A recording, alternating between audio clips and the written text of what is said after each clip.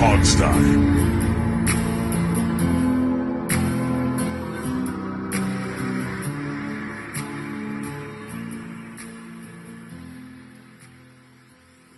Hello, hello. Welcome to the show. It is April 15th. It is 2026. It is not I should have done the math. How many days has it been since that stupid 2222 thing that happened when they did the last uniforms? I should have done the math. But Ugh. guys, our long national nightmare in the nation's capital is finally over. Well, April 15th is my favorite day of the year. Is Anyway, April? Is it? tax day. Oh, It's a day right. I Steve love. I does love. love tax day. Yeah, I think it's when I get the opportunity to help the federal government provide for the people. Right. There you go. Right. Absolutely. Thank you, Steve. Exactly. Well, and thank you guys because you guys care. I mean, Yeah. because I think it's just so important that we give the federal government thousands and thousands of dollars every year because I think they're mindful about what they spend. They care about They the are very people. fiscally responsible, They're especially fiscally these days. responsible. Yes. And I then they've got- definitely see the fruit of my hard-earned money going to good use out there too. Absolutely. I do. I mean, I really do, and I Yeah. think they care. I mean, I think the Eric Swalwells of the, country, really care about the people. Right. Right. The black hole that is that DoD budget that Steve loves. All of that. I mean, there's a lot of money wasted in DoD on procurement and There's a lot of money wasted everywhere. We all know everywhere. that. Yeah, I mean, obviously that's the case. Right. By the way, while we were vamping there, 1,534 days of You counted, ugly huh? ass. No, I had AI do it for me. Thank you, AI, for finally being useful. 1,534 days of those ugly ass gradient numbers of the pink jerseys that were not, burgundy, obviously, of those weird black uniforms with camouflage that no one could see because it was black on black, of a home jersey that at least kind of kept the same colors, but they half-assed Steelers it knockoff. somehow. No, I'm talking about the burgundy jerseys Okay. that were really cranberry, as I like to call it, cranberry and canary, because that's what my phone app described those colors as when it analyzed them. It's over. We are back to looking like the Redskins in all but the logo Right on the there. helmet. Yep. Dave is wearing his Jane Daniel jersey. I threw on my homemade shirt with the DC flag mixed with the whole Redskins stripe from the helmet. I was going to throw on my Fun Bunch shirt, but it's in the dirty laundry, and I didn't want to fish that out. It's in the regular rotation. It's often in the dirty I laundry. am randomly wearing a Washington Redskins T-shirt Well, see, Right. now. here's the beauty of these jerseys. What do you see right there, or what where, don't where, you where see? you rubbing your finger right over top the Yes. number, in What between don't the you number see? and the NFL emblem, and I don't see anything, Dave. What I Yes. don't see is no stupid moniker that everyone Correct. hates, even the Correct. ownership, but they're just afraid to change it because it's expensive. Yes. We're gonna be talking about this a lot. I Yeah. think This is Alex's Super Bowl, people. Thi- You need to understand that this nothing is excites no, Alex more than uniforms not only is this And a Super Bowl, kickers. Steve. and kickers. Well, we'll get to that next week. But We're gonna do an uh, hour and a half just on kickers and long Yeah, yeah. snappers. well, there's one kicker who I wanted to draft just because his name is funny, and I want to do that. So, All but right, we'll keep it to yourself for now. keep it to myself. Yes, focus, Alex. Alice needs to focus too. Yeah, apparently. This is a Super Bowl, but unlike that thing that happened, what did I say? 1,500. I have it. I don't know. 34 You've already days. bored us. Yes. Where we lost that game badly, this was a win. Basically, we got everything you could have wanted as a fan, short of returning to the name and bringing back the Right. Redskins logo. It looks exactly like the old uniforms. It's the same helmet. It's the same jerseys from the 80s. Everything, down to the stitching, looks like it did in 1980. It's a I home mean, run win. I wouldn't. That's what I instantly thought, but I don't pay a lot of attention to these things, as Mhm. everybody knows. But it looked to me a lot like the real uniforms. It's obviously minus identical. the real name. Absolutely, yes. Steve, I will tell you as an aficionado, here's the differences. One, they don't have the old school socks because teams don't wear like socks with stripes anymore. Like that's NFL wide that you don't really see that. So it's just like red socks or white socks from here on out because that's what NFL teams do. The other thing, they added gold pants into the rotation, which obviously they didn't do in the 80s, but they're just there as an option. That's it. Everything else is identical to the old 80s, 90s look. And by the way, just randomly, our fourth cast member is sitting right here looking out the window, so it's Right. possible he may weigh in on an opinion if he gets upset enough about something. We should talk about also Steve is playing hurt because I am playing hurt. Yeah. he Because of the twisted his fourth ankle. cast member. Yeah, he's not. It's we're not not his fault. blaming It was him. not his fault. It's not his fault. Steve, much like myself, has a natural ability to be clumsy. It seems. So Well, I was running on an incline hill around a pond. right, Okay, and which is what I should not have done. And then over a large tree roots, and And so then it's Paul my Simon fault. came along and sang an old song about slip sliding away, and Steve did that.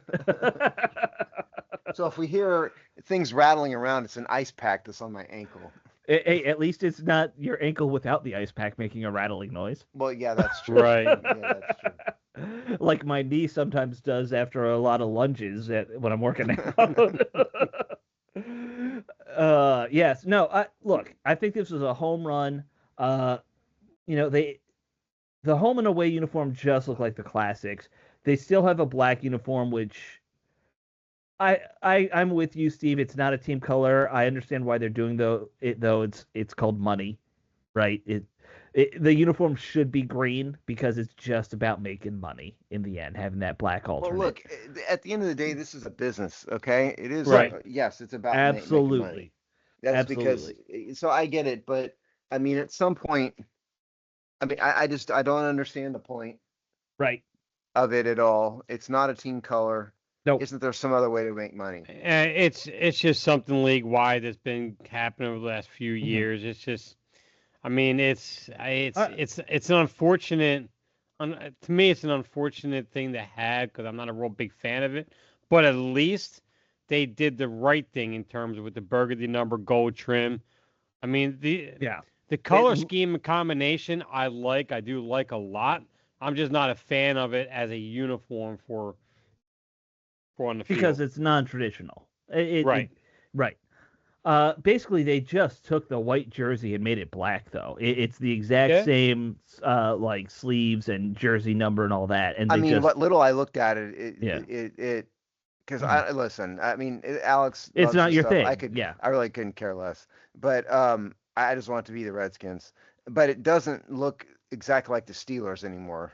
No, Right. And no. to that extent, it's good. It's more unique. Is it the numbers are red now? Burgundy. Or what? Yeah, Is that exactly. Or whatever. Burgundy numbers, yeah. With the Which- gold trim. Which is going to be a little hard to see on TV, but I don't think that it's not the 1950s where you had like a 12-inch TV. Like it's not as big a deal to see the jersey numbers. By the way, did you see who's joined us? Speaking of old players, did you see who's joined us on the show today? No. Oh, I did not see who you changed your name to. Good call, Steve. Sonny. Oh, there you go. Yeah, yes. May he rest in peace. He would be happy with these, I think, overall. Because I mean, last week it was Genghis Khan. This week it's Sonny Jurgensen. Who would win in a fight? Fist fight. I'm going with Genghis. Sonny would beat him. Sonny No, could find a way. Dude, Genghis Khan killed thousands of people. It wouldn't even get to the fist fight point. Okay.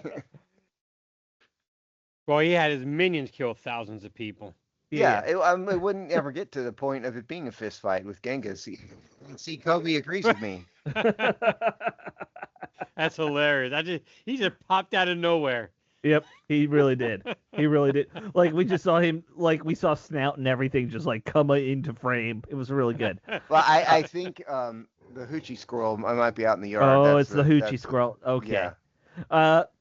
So yeah, the one thing they did that I think we didn't know if it would happen or not, they did introduce a new logo for that alternate uniform, which is the W with a spear going through it.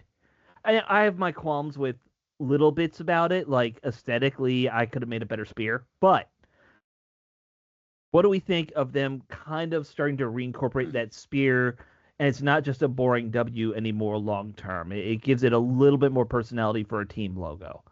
Put aside that it's still never as good as the Redskins seal. I don't know. I mean, again, I don't really care. I mean, it looks kind of random. It's more of a Dave question. Yeah. I mean, to me, it looks very random. I mean, the spear isn't on any other part of the uniform. Is that right? Not as of right now. No. It's kind of odd. It's like somebody just like took, like Microsoft, an art program on Microsoft and stuck a spear in it. Well, I mean, it's on the alternate uniform, so I mean, it would just for the helmet wise. So I think there's pretty much maybe a long-term thing they might look at incorporating it on the, maybe a better design for the helmet itself for the regular helmet, maybe. Oh, they'll probably get more of a feedback over time. But myself is like how the spear goes through the W is kind of awkward to me. Yeah, it doesn't make sense logically. No, it does not at all. Because I mean, and to me, they could have gone a little bit away from the block W and had the W a little more of, I don't know, more textured looking, if possible. Yeah. It's like and I don't know. I'm not a huge fan of the spear going through the logo. I saw that it was like, hey, let's just throw something right there. It looks like it looks lazy. It kind of looks forced. I don't know. I don't know. I think this is how they're trying to reincorporate some of the old school stuff, and I get that, and I appreciate that. Like, well, at least they're that's putting exactly some effort in. Yeah. That's exactly what they're coming with. They wanted to bring some of the old in with the new, and that's what they put that together with, which I get. I get that. I just think they could have done like you said, Al, they could have done a better job with it. But like you told me on the text too as well, it's Nike. They do everything lazily and half-assed. Yeah, that's not to say Nike designed this though. Okay, I mean Nike might have played a role, but I wouldn't blame it on Nike. Nike is just the manufacturer of. They might have had. Nike is where the branding stuff gets done too. Like it's done in their headquarters first. I don't know if that's true. I mean, I didn't get involved in that in my NFL. I remember experience. seeing that when the team did the last rebrand. The whole making the brand nonsense. Nike was kind of like the ones coming up with designs and stuff. I mean, to me, the spear thing on that you guys showed me, it looks like a 10th grader could have come up with that. Right. For his art clip class. Art. It's very clip art. That's what I was trying to say earlier. Clip art. That's Yeah. what it looks like. It's just very random. Like, here, let's stick a spear through a W. Right. Yeah. Well, and look, I think I've listened to the guy who's like the team president now, and I can't remember his name Mark something. I can't remember. Mark Edward. Call him Stan Edwardson. Yeah. He used to work at Nabisco. He invented all the different flavored Oreos. That was Mr. Nabisco Edwardson. Yeah. Big Billy Nabisco, whatever we're gonna call him. He. I just said his name was Stan Edwardson. Yeah, he was really open in a lot of his conversations on the radio and stuff today, and he was just making the rounds to every local media outlet. They know that they can make changes in the future. I think they understand this is still a jumping off point for tweaking and stuff like that. You could take that logo, adjust the W so it doesn't look like the thing Dan Snyder made anymore. Because look, if you gave me a totally different W and just said we're just going with another W, great. It's not Dan Snyder's W. I'm happier, slightly happier. I would have a suggestion in that case. Yeah. I don't know what font it is, obviously, but like the old, like early, like 70s, like the word Redskins that was written kind of the cursive. Or the R, do that. Yeah. That's what if you could come up with a W that works in that font, or even DC, which might be a little easier with that font, great. Well, I'm for it. And I think you were talking about Mark Klaus, who's the team. Yes, Mark Klaus. Yeah, Mark Klaus. Yes. Mark Big Nabisco Oreo Cookie Klaus, as we're gonna, he is very open to that. I think his name is Mark the Cookie Klaus. Mark the Cookie Klaus. All right, we'll go with that. It's kind of like, like a hitman for the mob. Yeah. Got these names. That's what he is, Mark the Cookie Klaus. Yeah. And all the best hitmen have the funniest nicknames like that. He probably was. I heard the guy was a hitman in his earlier life. Right. The hitman, the cookie hitman, he puts little cookies on your eyes like the Greeks used to do with coins. You know, It sounds that like was something straight out of The Sopranos. right. Exactly. Actually, that might be. I'm keeping that character in my Rolodex, in my mental Mark the Rolodex. Cookie Klaus. Different last name. We'll come up with a Yeah, we different got to last go name. with different last name. We're going to get sued. And just for those wondering, I do not think Mark Klaus was actually a hitman. For those of you getting ready to file a defamation lawsuit, it's a He joke. seems like a good guy. I don't think he'd file the lawsuit. It might get him on the show. Long shot, but Okay, so I've got a quick story. You want to hear yeah. a story? I'll hear a story. We've got nothing but time. I'm not going to say where. I got a tour because remember, Mr. Attorney here, of a particular state's maximum security prison, and it was a state that had the death penalty, and so we saw their death row and everything. Well, the guards let one prisoner speak to this group. It was a bunch of jaded attorneys, and this prisoner got his death sentence commuted by a case. The death penalty was outlawed for like 4 years in the early 70s, and because of a Supreme Court case. And so this guy, I thought he was going to advocate for prisoners' rights or something. No, he gets on there and he's advocating for a death day. He says there ought to be one day a year where we can kill anybody we want who deserves to be killed. This was before the movie The Purge. Right. It was a long time ago, and this is what he's talking. The guards are letting him talk to, and I heard later his name was Mark Klaus.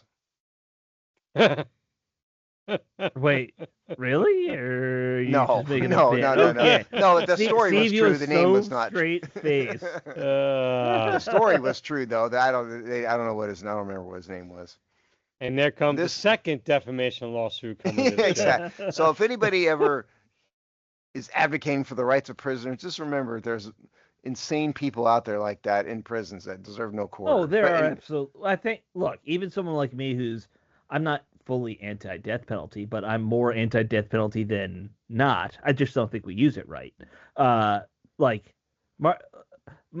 know there's crazy ass people out there. He was one of them. Yeah. And by the way, just for the record, the guards did that because they thought it was funny. Okay. Right. They were cracking up at this. Yeah, they were cracking up. They're lucky it was a group of jaded attorneys that had to hear this. What decade are we talking about for this? 90s? No, it was 20 years ago, 2000s. Early 2000s? Yeah. Okay. All right. 20 years ago being early 2000s now, folks. Yeah. Just remember that. Yeah. When you're I'm not that old, Alex. Don't put me in practicing law in the 90s. Well, you would have gotten your law Actually, I was thinking early the 80s, right? But, hey. You're older than me. Just remember that. Yeah. He's talking to Dave there, not me. It goes Dave, not Steve, me. Alex. Yeah. I'm not going to go to my real background on here. No. Because I just don't. So. No. I know roughly your background, so that's why I was trying to figure it out. Yeah. Yeah. I also know where you've roughly worked in different decades too. So I was like, I've known you for a long time at this point, Alex. Yeah. It's getting scary. Never met you in person all these years. Yeah. That's the weird thing about doing a podcast online.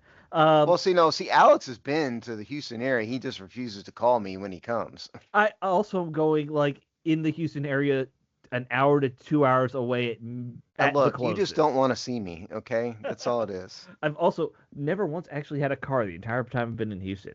You don't even tell me you're coming anymore. Yeah, I honestly haven't been there for over a year. I was there for 12 hours last time I was there.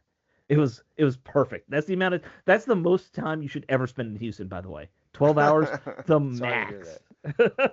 What were we talking about? Football? We got way off track. All right. So, I had to tell my death row story. That's right. Yeah, that's what it was. Steve wanted to talk about capital punishment. That's always. That was the time I met Mark Klaus. And the inspiration for The Purge. Right. Okay, so Steve, you don't get to do this because you don't care. But I want to get grades from Dave. What do you give a grade? Well, you give your. I'll give a grade. But fine. give Dave and yours. I'm gonna go last because we all know I'm a homer for this kind of stuff. Dave, give me a home grade, an away grade, and that black uniform grade. Well, I mean, the home and away to me, because they kept the name off the jersey and they went back to the '80s like they did. It's an A plus. Give It's me. slam dunk. I absolutely love the home and away. I mean, Mm-hmm. it's right where all the fans at least they at least wanted that back. They wanted something of that nature back, Mm-hmm. and the name and keeping the name off the jersey. I mean, come on, they kind of had to. There was no way you could bring back an old school Redskins jersey and put that name on that jersey. That would have been sacrilegious. There was no way they could have done that. So I applaud them for that. I give them an A plus for that. Now I'm going to give my grades in two ways for the alternate. I'm a natural low D grade for any black jerseys. I'm not a big fan of them. I don't think teams should have them, but I'm more of an old school mindset when it comes to that. But I'm going to give them, because of what they had last year to what they should have done this year, I'll give them an A minus for what they should have done, and they did a good job on doing it with the numbers and everything. I'm just not a fan of now. I like the black jerseys and the color schemes and everything. I like that. I like the makeup. It looks good. It really does. I just don't like it for on a team to play on a Sunday night. I'm not a big fan of that. If that makes sense. Yeah, it does. And Yeah. Kobe's giving me his grades right now. So if that's what you hear in the background. So for me, Does he say they're rough? yeah, that's what he said. It's a little rough. Um, Understanding I don't really care about this. And I'm gonna leave if I leave out the otherwise F grade I would give because it's not the Redskins anymore, and you forget that. The fact that they turned the home and away jerseys into the Redskins jerseys is worthwhile and good, and so I'd give them a solid B plus for that. Only it's not an A because it just doesn't say Redskins. The black jersey gets an F. I don't care. It's horrible. Yeah, it looks better than the last one, but I hate it with the fire of a thousand suns. So I tell you, I'm going to give an A minus to the home and away jerseys and an F to the black jerseys. So whatever that comes out to total. But they did good by making it the '80s jersey again, even if it doesn't use the real name of the team. I'm not doing the exact math in my head, but an F and two A's is what, a C plus, generally Something speaking? like that. Yeah. Yeah, Something like yeah. that. So that's good. If you're going from an F to a C plus overall, I think that's a win. Still. Well, what it would be is 8 divided by 3. Right. By right, the way, which is a low, which is a Yeah. C. Yeah. Yeah. Well, no, I was talking more just the comparing also to the last uniform set. Oh, I thought you were doing a numerical, statistical, No. version of my I grades. had been doing that in my head. I don't know if you want to call that a C or a C plus. I was comparing how much everyone just hates the last uniforms versus these. That's a huge upgrade, generally speaking. And so for me, look, I love that they went back to the old look. I think this is going to make people as happy as you can realistically make them without getting rid of the W and putting the Indian head back on there. So I give that home and away an A. I didn't mention it, I don't think on here, but I mentioned it in my immediate reaction. I love that they still have gold pants in the mix, just because Yeah, I you think said that. Yep. yeah. Little thing that I noticed: the gold pants for the first time ever, two stripes. It's gold with a burgundy and a white stripe. We've never done that. It's always been a three-stripe pattern on the pants, which didn't match the rest of the uniform for years. The RG3 era, all that.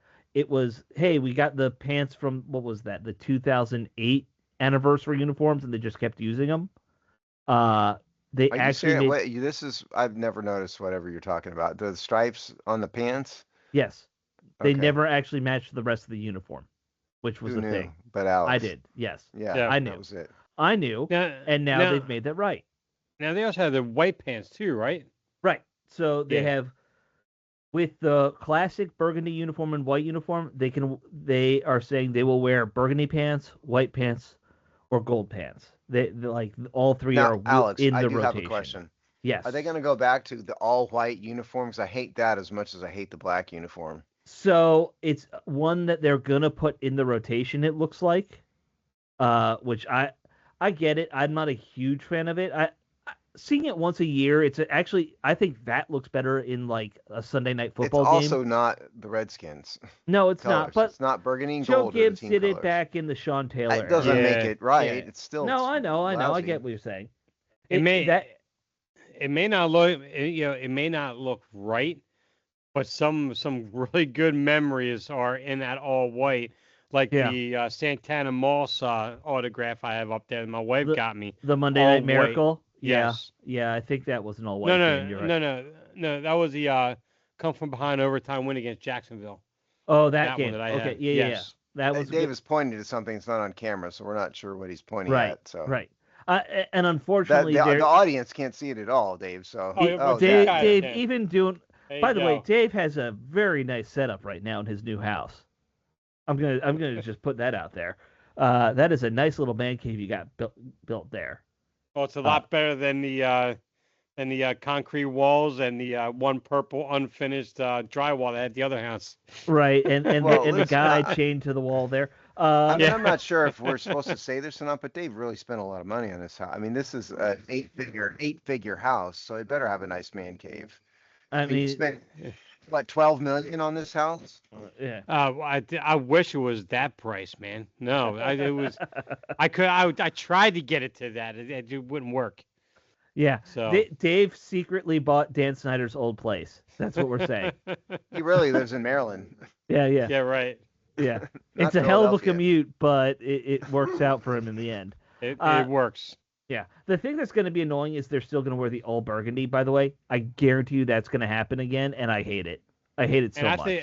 I think I hate the all burgundy more than the all whites. I'd rather I have don't the like all either. whites Yeah, over both, that. Yeah. neither one of them are correct. No, Right. they're wrong from a classic standpoint. I like the all whites better because I think white pants and a white shirt works better just in sports, baseball, all that. Like teams have done that forever, so it just works better. I'm with you guys that I don't love the black. I like that logo. I want to see that logo on all the helmets in the end. If we're gonna go a route, I like having a spear than no spear. Isn't it kind of odd? It's just on that helmet. It's Steve. You know what a soft launch is, right? I mean, I think that's kind of what they're doing. I think this is a soft launch of, hey, let's put this out there. Let's see if the fans like this before we just do a wholesale change and fuck up again like the last guys constantly did. Well, it's the same thing with the jersey like I'm wearing right now with the Right. with the because they had it for one game last year and the store literally I was one of them that went in Right. there, which is what I got right here. Right. They literally sold almost the entire stock out within that one night. So they Right. knew what the fans wanted, and it Right. wasn't what they were wearing on the field at that time. I thought about going in there and buying one that day, but my car was out of gas, and Yeah. so I just See, didn't you bother. couldn't make it from Houston all the way to No, Landover, Maryland. I tried. get it. Yeah. I get it. One tank of gas too. Tough to make that drive. And Yeah, right. little known fact about Steve, he refuses to go anywhere that takes more than one tank of gas. You Well, know. yeah, that I mean, otherwise I definitely would have done it. But yeah, I look, the black uniforms are better. I'm gonna give them a C- at best. I'm gonna be nicer than Steve. You at least made a uniform that looks a little Washington-ish, so I guess good for you. I will If never there was buy a those. lower grade than F, they would get. If there was like an F minus, Mhm. that's what the black would get. I can live. Look, if in 2060 our uniforms look the exact same, I'm okay with that. Like I like that classic, 1980s, 90s look. Just stick with it forever. That's fine. And if every couple years you want to come up with a new stupid black uniform as the alternate, I'll live with that too. Just never make it a primary, and Yeah. we're cool. Like Well, if I this is mean, worn twice a well, year, I'll well, swallow it. they're only following suit for the rest of the league, like we talked about before. It's Yeah. never going to become maybe 2 games a year. I think they've done it. Yeah, They use that's it. usually the thing. Yeah. Yeah, so I could deal with that. Yeah. And it's for the young kids right now. Steve is getting bored. Steve is falling asleep. I've been no. bored since you started talking about this, to be honest. Why do you think I told a prison story? Yeah. All right, fine. All right. Well, this is like nerd heaven for Alex. I get it. It's your Super Bowl, so that's why I've tolerated it for 30 minutes. Hey, you know what? It's more popular of a topic than our next thing. You warned me. You did warn me last week. You said go take the dog, on a long walk. I did. That is true. That is true. I did say that, and I kind of stand by it. I don't know. All right, let's talk about some stuff that is going on. The team did their Top Golf bit this week. Last week we talked about them doing their whole local training camp thing where they invite a bunch of no-name players who probably won't even get drafted in for a training camp workout type deal. This week was the invite all the big names in and do a Top Golf party, which they started doing. Steve and I were having this debate. Fans, if you remember, let us know, because we're getting old. We don't remember. When did they start doing the Top Golf bit? I thought the Rivera era they did this. Alex did not. No, I they don't did know not. who's right or wrong. Okay, Dave thinks Alex is right. Well, no, because if you guys remember, Mike Florio made a whole big thing about it. In Adam Peter's first year, and he got humbled real quick when he was informed that he came from San Francisco, who did things like this every year. And he only just carried it over here and implemented his own way, is all he did. But that's more of a... Google tells me that this is the third consecutive year, so that would make Alex and Dave right and me wrong. Okay. Yay, AI. AI's helped us twice today. Twice in a day. Wow. We're all going to get replaced by machines, by the way. Just remember, we're all doomed. Actually, this podcast is a machine. Right. All we're doing is programming AI and tell it to talk. Right, exactly. None of us are real. Never have been. No. Yeah. All right. So. Well, Steve's facial expressions and blinks are a bit odd every time we kind of see him on camera. So sometimes I keep adjusting my ice pack on my ankle is why. You ever kept ice in your ankle for an hour? It's not the easiest thing in the world to do. It's actually artificial ice. It's AI. There you go. All right, so I don't have all the names. We do know that Reese, Sonny Styles, Cardinal Tate, Caleb Downs, David Bailey, Jeremiah Love, Masor Delane, and Ruben Bain Jr. were all at the Top Golf thing that they do today. That was from Ian Rappaport. Those names were actually mentioned. So 30 people. This is part of their top 30 visits, and these were apparently 20 guys came out to the Top Golf thing this time. So I don't make too much of this, but what it is, it's an opportunity for the staff and the front office to see these players interact and sort of determine who's the maladjusted shut-in, who's the insane person, and who are the team leader types and who would fit in well when they get them kind of off the field. And because you don't want a malcontent like me out there. You want somebody who's going to fit in, and you want someone everyone gravitates towards. Right. Because this is the first year they did this, they did have Jaden Daniels there, and they said he and Drake May both had people flocking to them. Well, even if it's not just who's the team, it's also you want to see who just doesn't fit in. Right. In all seriousness, who's just completely wrong for the atmosphere of the team. Or, who's too nuts? Who's stupid enough to go drink too much when they're at this thing and lose control? That's what it's kind of what it is. It's the football version of going to lunch with your prospective employer. Right. That's what it is. Can you handle yourself in a restaurant? Right. Do you put salt on the steak before you take a bite? Which is an old reference that I'm sure you guys know. Anyone under 20 probably has no idea what that is. I have no idea what that is. Alex. You don't know that? No. I mean, he eats microwave. What was it? What was a microwave bacon? You eat microwave bacon. Well, not anymore. That was years ago. I do a all health food diet now, Dave. Yeah, but I'm just talking. I mean, you probably wouldn't know much about what a good steak is anyway. The famous part is when Alex sent a tweet out on the hog site, said, I just spent 6 hours making bacon and Right. Right. and In I the said, smoker, I made candied bacon. and my Yes. response was I microwaved it for 55 seconds. Right. Which still sounds absolutely delicious, by the way, Alex. Yes. Candied bacon. Yes. Dave, look it up. I don't know what your grill setup is at your new place, but look it up. I mean, he's living I in a will. $12 million house. He's got to have a decent grill, would be my Well, guess. but the question is it Dave or is it Jeeves doing it now? You'd have to ask Dave. Don't ask me. Oh, I'll pass the note on to Jeeves. He works for Dave. I mean, if he's That's there. fair. So, That's fair. yeah. So just real quick. But that's the point. So the point the is, famous salt on the job steak interview. story is I've heard it told about a couple different CEOs, but the first one I ever heard was the CEO of Macy's would take prospective executives out to lunch, and his deciding factor was if he saw you put salt and pepper on your steak before you took a bite, he didn't want to hire you because he knew you were making assumptions about something before trying it. Okay. And I've heard that guess. about maybe he just really loves salt, but okay.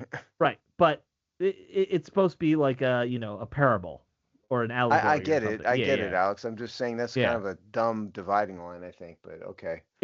But it's an old. I heard it in the late '90s. It's been around forever. I've never heard that. I was today years old when I heard this You've story. never heard that kind No. of nonsense? All right. Nor have I ever put salt or pepper on a steak. Well, okay, that's a whole different topic. Well, I don't like pepper, number one. Right. If a steak's made right, you shouldn't need to season it at all. But Right. yeah. All right. So I don't even remember where we were. We were talking about the Topgolf thing. We're through it. Yeah. Yeah. My one thing about Topgolf, what if you just hate golf? Like I would have an awful. I would find Topgolf awful to hang out. So at. Topgolf at night turns into a nightclub. Sure, a little bit. I used to take. Well, I used to take kids there and stuff, and during the day. And I one time asked them, I said, okay, I don't really want to bring them here at night, I don't think. Am I right? And he was like, yeah, no, don't, because it just becomes a club. And so what you would do, presumably, if you're not a golfer, just go there, show up and hang out and swing a club or two and laugh when you mess it up. And, that's what you do. And fall into the net every now and then. Yeah. Yeah. I went to one not, but yes. once, and I did not find it very entertaining. So that you kind of have to be able to swing a golf club, and you're not a golfer, so. Right. But that's my point. Like it isn't be a better place to do it. I don't know what it is, but that's just me. Anyway, they did this. They had all those big names there, and some of those big names are going to be on the list that we're going to go through today of linebackers. Which I actually did. This is one of the ones I wrote. I had two Alex back-to-back. got off his stuff and finally did something. Well, we've mentioned it on the show. I had mine done like 3 weeks ago, and I've just kind of left. Yeah. So Steve had to like dig it out deep from like the. I did. I had to go way down to find it. Yeah. It was probably on page 3 of like completed pending articles. All right, so we're going to talk about linebackers in the NFL draft. Some of these are going to overlap from the defensive ends and defensive tackles that Tampa covered. Was that last week that we did that? It was last week. Yeah. It was last week. Yeah. So let's start with the big three, because I think this is the major point of contention. You have 3 names. All of them I count as linebackers. David Bailey, Sonny Styles, and Arvell Reese. 2 guys out of Ohio State, 1 Texas Tech guy. They're all very different players as linebackers. Bailey is a pure put him on the outside. He rushes the passer. He'll get you 10 plus sacks a year for the next decade, hopefully. Reese is more of a, like, you can line him up anywhere, but he is better going downhill. He will get you 5-6 sacks, but he'll make big plays in the backfield throughout. He's not a pure pass rusher, though. He can play inside and outside. And then you have Styles, who is a drop back cover 2 linebacker. I think he would have been better 20 years ago playing for the Tampa 2 Like, that's the kind of linebacker he is. All three are probably top 5 pick range. I don't know if they will make it to 7. If they're there at 7, Arvin Reese almost for sure is not going to make it 7. Right, No, almost for sure. Yeah. Things would have to get very wonky for someone like that to make. Like, he should be a top 3 pick. But if something were to happen and he were there, like, all three of these guys are blue chipper caliber guys. When people talk about who the blue chip players are, they're all in that conversation. And Steve, I know you're not a Bailey fan because you don't think we need an edge rusher. It's not high on your list. True. But you have to admit the talent is there at the same time. I have a list. We're going to talk about that later in the show. I have a list now. Yes. We'll go over Steve does has a list, and we'll talk about that too. Yeah. So those are your big 3. Other first rounders, you got C.J. Allen out of Georgia. You got Howell out of Texas A&M, and Akeem. Take a shot at Howell's first name, Alex. Cassius? Very good. Yeah. You got it right for once. Yeah. Well, I love hearing Alex pronounce like the strange first names. And then you got Akeem Mesdor out of Miami. Now, I didn't include the other Miami linebacker or edge rusher because I don't think he is a linebacker. I think the kid with the short arms, Ruben Bain, I think he is a true defensive end in like a 4-3 type guy. He's just too big to play linebacker in the NFL at 270. I just don't see it. Probably so. That's why I didn't include him. But those guys are also there. Obviously, if Washington doesn't get one of those top 3 guys, I don't think they're gonna be like, oh, we need to get one of these other guys and trade back, or like that's not gonna be a priority. Right. It's more of a question of if one of those 3 guys falls, and let's say Love, who I think we all want Love, but if he's gone, what do you do? We're all looking for Love, Dave or Alex. All of us are looking for Love. Yes, Dave and Alex and Steve. Everyone's looking for Love. We're looking in all the wrong places. Yes, we are. Looking for love in all the wrong places. Yeah. We're talking about Jeremiah Love, the running back. Yes, but I feel like I have to explain this to some of these people. You might. You know, we do have the guys who comment on our blog still listening. They're not exactly the geniuses of the. No, they're not. All right. So I will say also this draft very deep at linebacker overall. I think I said this early on. Don't be shocked if you have 15, 16 guys go in the top 100 picks at linebacker. That's the kind of draft this is. I was hoping you were going to finish that sentence. But then rather than just stop it, we're going to have 15, 16 guys go in the top 100, period. Because you kind of hesitated there for a minute, like, oh, wait, linebackers. Yeah. Well, you know. We're going to have 100 guys go in the top 100 otherwise. Hey, you know what? It's a new NFL, Steve. It's a new NFL. It is, yeah. So some guys in the second, third round, I'm going to rattle off names. I wrote, by the way, if you read my posts, I watched about 25, 26 players. So I tried my best, but there's just too many. Like in a draft class like this, there's too many. So Zion Young, Anthony Hill, R. Mason Thomas, Jake Galladay, Jacob Rodriguez, Gabe Jacas, T.J. Parker, Josiah Trotter, Kyle Lewis, and Dennis Sutton out of Penn State. Steve, I assume that we want to make a Penn State joke for Dave, right? Well, I mean, what did he run in the 40? I don't have his 40 listed. He got 8.5 sacks. Whatever he ran in the 40 was about 3/10 faster because they're teaching him to run from child molesters. There you go. Are you happy, Steve. Alex? I always can count on you. You're reliable. The door was open. And by the way, Josiah Trotter is the son of Trotter, the Jeremiah Trotter, and Jeremiah the brother Trotter, of Jeremiah Trotter Jr., who went last year to the Eagles. By the way, watching both Trotters and watching their father, they all play identical. It's crazy how much none of them are fast, but man, will they get you tackled if you're in the box. Imagine that. Yeah. Stunning that their dad would have taught his sons to play exactly like him. Right. Right. The very slow feet, don't put them in coverage, but they will tackle the run style line. Which, by the Yeah. way, if you need There's a that, place for that. there is a place for that. There's always a place for guys who just rack up tackles because they hit the running back very well. Now, those are I would not take that guy in the third round. If he falls in the fifth, sure, get him. But that's just me. Um, some things that stood out. Hill, the guy from Texas, great speed, 4.5 speed, really good coverage linebacker if that's something they're still looking for. Um, yeah, a lot of these guys they all have varying skill sets, and just read through what I wrote about them.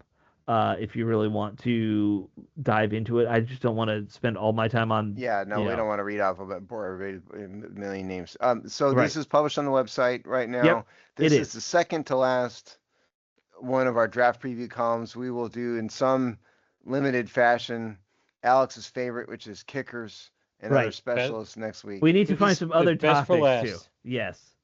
We also need to find some other topics for next week, so we got to pay attention. One name to watch out for, though, in like day 3, just because he'll be good for depth and special teams. Harold Perkins, LSU. I see a lot of fans kind of gravitating towards him for some reason. He's a smaller guy, so he's more of your coverage linebacker type. He's like 220. But kind of like I feel like they always need good coverage linebackers in DC. That's something we've I struggled almost with feel forever. like that is like safety size in the NFL. It really is. He'd almost be like a box safety playing linebacker at that point. But if we're moving to a 3-4, one of your linebackers is supposed to be that guy. Instead of everyone being 240 or whatever. But yeah, he's one to keep an eye on for sure late in the draft. So that would be my little tidbit there. I also really like the kid out of Michigan, Barham. I think he is kind of more like your big, stout edge guy, which I know, Steve, you don't think that's a priority. They still need somebody developmental in that respect because, they need backups. Well, yeah, I'm talking about starters. I'm not talking Right. draft the best player at the back of the draft for sure. Sure, And, sure. Throw him in there. Yeah. Yeah, my disagreement with that extends to the round 1 pick. Yeah. Oh, absolutely. I and we disagree on that, you and I, but that's fine. Yeah. That's fine. It's more of a like personal preference thing. It's not like disagreeing about the sky color, which is orange, of course. Which is orange. All right. So that covers linebackers. Steve, you did your top 5, or did you do top 10? I'll explain this. Yeah. No. So the idea here is, a lot of fans swear by best player available, no matter what. And my theory has always been teams don't actually do this. And I do have some minor experience in this just because I saw a draft room, and walked into a team's draft room and saw what they did. And so I wrote a whole column about this. And it's not a whole big stat-filled thing, but I ended up creating a round 1 draft board for Washington. So my theory here was the proper way, in my view, to do a draft at the top of the draft is a combination of the best players weighted by team need. In other words, if the next Sean Taylor shows up, well, you might need to draft Sean Taylor. You don't really need him that well, but if you're really, really missing a particular position group, pick the number 7 guy over your number 5 guy, as raw talent because it'll fit the team. But that's the way this works. And so first thing I did is grabbed all the players who I thought are possible to draft at 7. And I left out Fernando Mendoza and I left out Arvo Reese. Sure. Right. Yeah, well, and they're just not going to be there. Right. And so the universe of players I came up with was David Bailey, Ruben Bain, Nasur Delane, who's the corner, Caleb Downs, the safety, Spencer Fano, offensive tackle, Monroe Freeling, offensive tackle, Makai Lemon, the wide receiver, Jeremiah Love, the running back, Francis Maoga, the offensive tackle, Sonny Styles, linebacker, and Colonel Tate. Now, I just left out all the offensive tackles automatically because They're never going to draft off. It's 0 on team need. So the next thing I did here is rank ordered these players. And again, I didn't spend hours and hours watching film. I sort of took a consensus on mock draft database on how they were ranked, just for the purposes of the column. And so how they end up seem to be ranked. Again, ignoring Mendoza and Reese. In order: number 1, Jeremiah Love; number 2, David Bailey; number 3, Francis Mauigoa; number 4, Sonny Styles; number 5, Ruben Bain; number 6, Carnell Tate; number 7, Caleb Downs; number 8, Masur Delane; number 9, Spencer Fano; number 10, Monroe Freeling; and number 11, Makai Lemon. And so now I went through and ranked ordered the team needs. And I'm not going to spend, again, tons. You can read this. So I'm going to skip to the summary here of my team needs. And what I came up with in order of what the team needs are: number 1, running back; number 2, wide receiver; number 3, safety; number 4, linebacker; number 5, edge rusher; number 6, corner; number 7, interior defensive line; number 8, tight ends; number 9, offensive line; number 10, quarterback; and number 11, specialists, which is always going to be last, because unless you're the Raiders, you're never going to draft a kicker in round 1, right? And I said that because like they sent some running backs, but they really don't have a franchise running back in there. There's not a lot of money put into running backs. You know, they really need somebody. Wide receiver, it's a 30-year-old Terry McLaurin and a bunch of other guys, basically. Safety, yeah, well, they have Will Harris, but they haven't put a lot of resources into safeties. And linebackers, pretty big need. Just the linebackers, not the edge rushers, because, Frankie Louvu is, there, but, and they signed Leo Chanel, but beyond that, and Frankie Louvu isn't exactly young anymore. And he is only signed through 2026. And then edge rusher number 5, specifically because they signed Odafe Owe, but and they signed Caleb on Chase on $11 million, but everybody but Owe is not signed through beyond this year. And it goes down from there. Corner, they put a ton of resources in a corner, draft picks. Interior defensive line, tons of resources, huge amounts of money, everything. Tight ends, they've signed their tight end. Offensive line, obviously. Quarterback, that's obvious. And so on the basis of that, again, I eliminated offensive line completely. We're not doing offensive linemen. And I kind of rank order these guys on the basis of their talent rankings combined with a weighted, the weight of team needs. And this is what I came up with. And I came up with 5 because one of these players is going to be there. Jeremiah Love, number 1, Sonny Styles, number 2, Caleb Downs, number 3, Carnell Tate, number 4, and David Bailey, number 5. And so that would be my board if I was doing a draft. And one of those players has to be there at 7. Right. And so that's what I would do. So I did rank David Bailey number 5 for all of that, because all these other players are gone. He's too talented, and you probably need to grab him. But I dropped the others first. So that's mine. So I'm done. Your thoughts? Now you had Tate at 2, right? And I had Tate at 4. At 4, okay. Yeah, because I just don't think his talent, his talent ranking didn't merit higher than that. Like linebacker. If I had linebacker at 4, that Sonny Styles got to be up there. Yeah. Yeah. So I've kind of figured out what my flash ranking top 7 would be. Just kind of off the top of my head. Dave, you can do this if you want for the moment. But for me, now I will say Reese, if he were there, would be number 1. I'm going, absolutely. Yeah, I just left him out entirely thinking he's not going to be available. Right. So #1, but really number 2. I agree with you. Love would be my perfect, I'd grab him right away. I put Bailey as number 2, just because he's positionally talented enough and important enough, just because defensive end is always a premium and pass rusher is always a premium, that I also got to elevate him for that, even though it's not a huge need right now. And then I'm more or less with you. Styles after that, Downs after that. I would go Tate and then Delane. Kind of a toss-up. But those are 7 guys right there who I would be thrilled with any of them in the end. Like I think any of them makes this team better for sure. Dave, So you I'm want not to mad spout a about. list off the top of your head?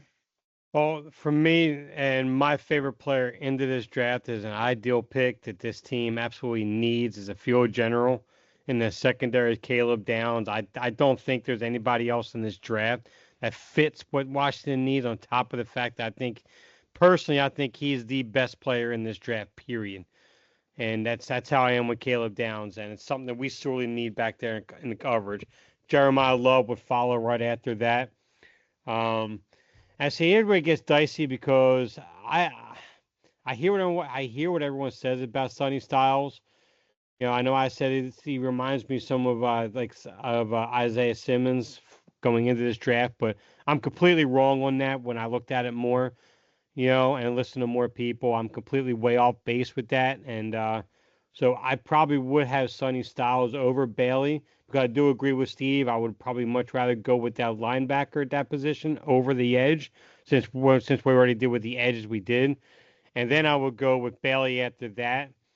And then I would probably take Delane over Tate.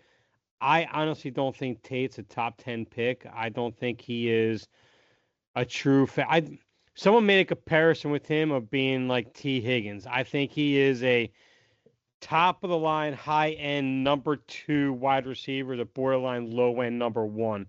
I don't think he is a true potential top 5, top 7 receiver that you build your offense around going forward.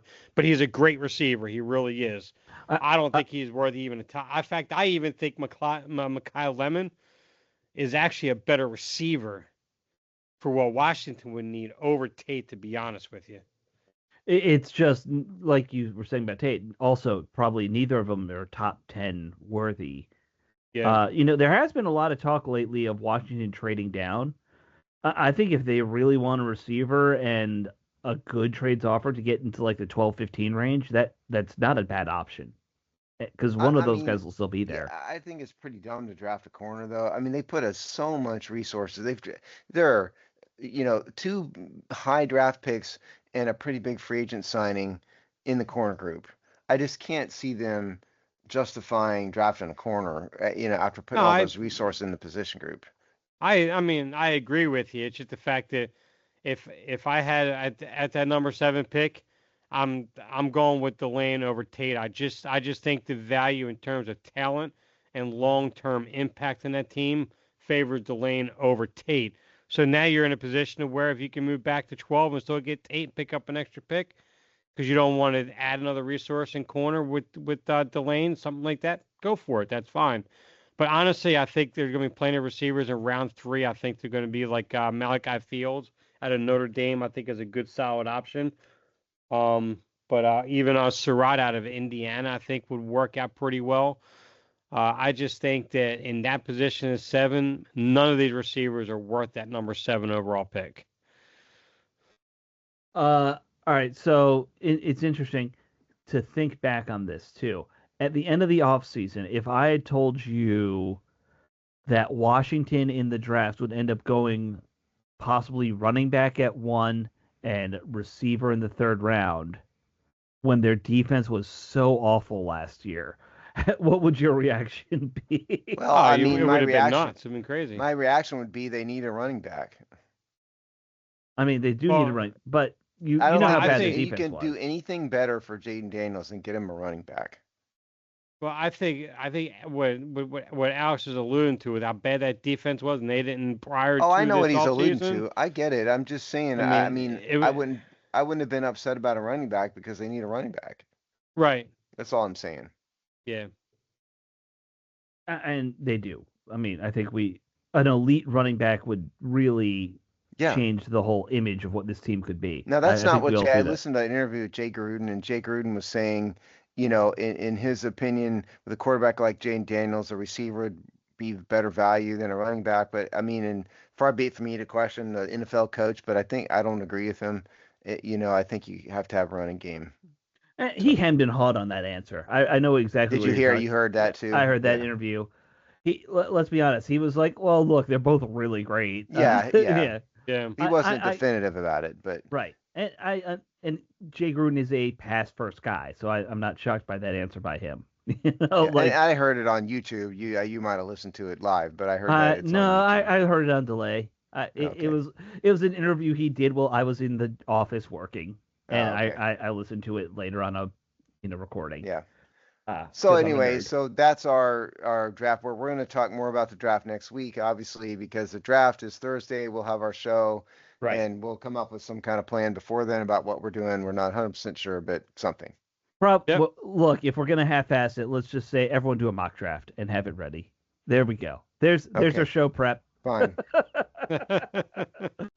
All right, guys. We will talk to you all about that mock draft from each of us going deep in depth. Oh, no trades. Let's keep it simple. But we're gonna do that, and then we're gonna spend 6 hours talking about kickers? Is that enough time for me? Can I get 6 hours?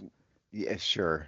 You're gonna be talking by yourself, but sure. Awesome. Well, let's make sure we coordinate to do the same draft site, though. Oh, sure. We can do that. That's fair.